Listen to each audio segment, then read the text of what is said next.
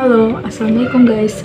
Perkenalkan, nama aku Nurmelia Putri dari jurusan Psikologi Islam Universitas Islam Negeri Imam Bonjol Padang dengan NIM 211504008.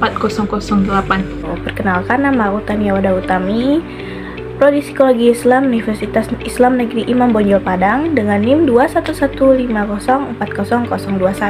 Perkenalkan, nama saya Adiste Syafira Jati dari Universitas Islam Negeri Imam Bonjol Padang, Prodi Psikologi Islam dengan NIM 211504011. Nah, di sini aku akan jelasin apa sih itu identitas gender dan gangguan seksual.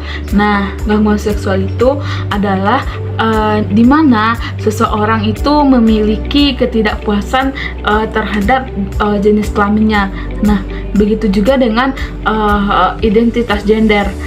Identitas gender ini yang mana seseorang tidak menerima identitas gender dari aspek psikologis dan aspek biologis. Nah, dari aspek biologisnya itu dia tidak menerima kalau dia itu memiliki kelamin yang berbeda, yang tidak diinginkannya. Nah, dari aspek psikologisnya dia itu ingin menjadi laki-laki, ingin menjadi perempuan, dan perempuan ingin menjadi laki. Gangguan seksual dan identitas gender itu yang pertama yaitu gangguan parafilia. Nah, gangguan parafilia ini apa sih? Pasti kalian belum pernah dengar kan gangguan parafilia. Nah, gangguan parafilia ini adalah gangguan hasrat seksual seseorang terhadap fantasi-fantasi tertentu dengan lawan jenis. Nah, gejala parafilia itu yang pertama, biasanya orang yang melakukan parafilia ini menonton video-video porno dan mengintip orang yang sedang mandi.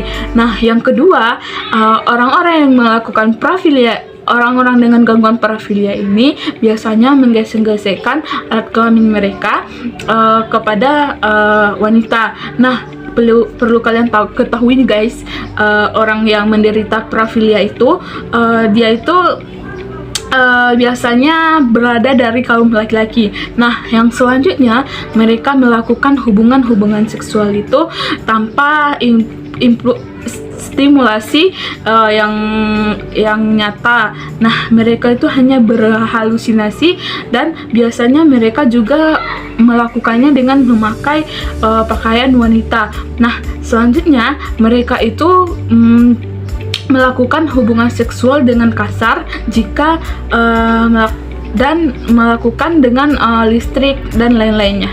Apa aja hal yang menjadi faktor penyebab gangguan seksualitas dan gangguan identitas gender? Yang pertama itu ada gangguan seksualitas. Belum diketahui secara pasti apa saja hal yang pasti menjadi penyebab dari gangguan seksualitas, namun ada beberapa faktor yang bisa menjadi penyebab dari gangguan seksualitas. Yang pertama itu ada perspektif teori belajar. Perspektif teori belajar ini memusatkan perhatian pada peran kecemasan terkondisi dalam perkembangan disfungsi sosial. Stimulus yang tidak bisa didapat menjadi erotis. Erotis di sini adalah berkenaan dengan sensasi seks yang menimbulkan rangsangan. Mereka akan mencoba berbagai cara untuk memuaskannya, misalnya dengan masturbasi atau menjadikan objek lain sebagai pemuasan atas sensasi yang mereka rasakan.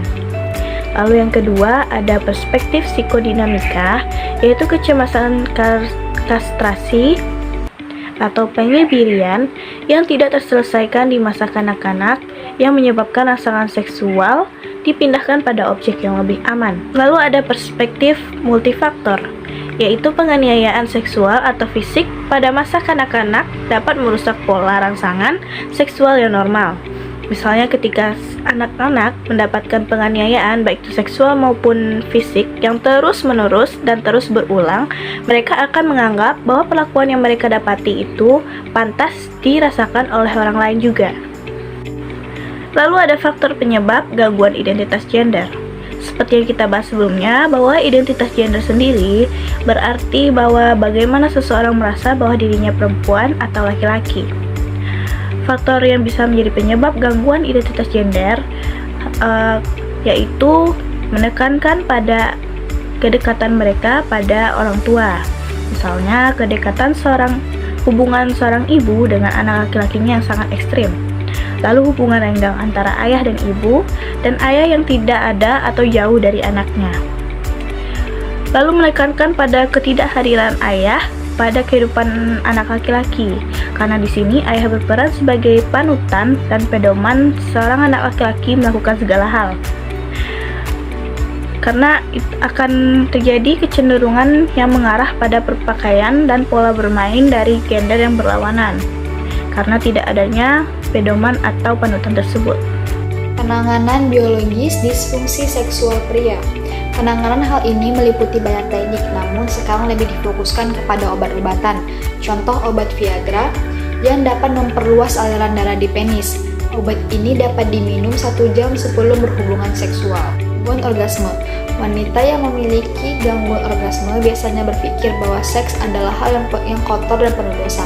Pada kasus ini, Master dan Johnson bekerjasama pada pasangan, dan pertama-tama mereka akan menggunakan latihan pada sentuhan untuk mengurangi kecemasan pada performa, melakukan pijatan pada genital, dan selama berhubungan seksual, wanita akan mengarahkan pasangannya untuk menggunakan sentuhan dan teknik yang dapat menstimulasi dirinya. Vaginismus dan disperonia. Vaginismus adalah refleksi terkondisi yang menyebabkan penyempitan pada vagina. Penanganan untuk vaginismus ini meliputi kombinasi teknik relaksasi dan penggunaan pembesar vagina secara bertahap untuk mendesensitisasi otot vagina. Pengobatan pada gangguan seksualitas dan identitas gender. Penanganan parafilia. Orang yang mengalami parafilia biasanya tidak melakukan pengobatan atas kemauan mereka sendiri, karena mereka biasanya melakukan pengobatan dalam penjara setelah mereka divonis melakukan penyerangan seksual. Cara teknik behavioral yang digunakan untuk parafilia adalah teknik aversive conditioning. Hal ini digunakan untuk membangkitkan respon emosional negatif pada stimulus atau fantasi yang tidak tepat. Terapi seks. Terapi seks ini menggunakan berbagai jenis CBT atau Cognitive Behavior Therapy yang digunakan untuk meningkatkan harapan self-efisiensi, memperbaiki komunikasi antar pasangan, memupuk kompetensi seksual, dan menurunkan kecemasan akan performa. Ada juga melalui penekanan yang lebih besar terhadap faktor biologis atau organis dalam perkembangan seksual dan penanganan yang lebih luas. Contoh seperti pemakaian obat Viagra dalam menangani disfungsi ereksi pada pria. Gangguan hasrat seksual. Terapi gangguan hasrat seksual rendah dapat dilakukan dengan cara self-stimulation atau masturbasi bersamaan dengan fantasi erotik, atau terapis dapat memberikan pelatihan pemulihan seksual yang dapat dilakukan pasangan di rumah dengan cara memperluas pemendarahan seksualnya agar dapat menemukan hal baru dan gairah seks. Gangguan rangsangan. Wanita yang memiliki masalah gangguan rangsangan dengan pria dengan ereksi, pertama diberikan pendidikan fakta bahwa mereka tidak harus melakukan sesuatu untuk merasakan rangsangan selama masalah mereka bersifat psikologis, bukan organis. Mereka hanya perlu melakukan stimulasi seksual dengan kondisi rileks.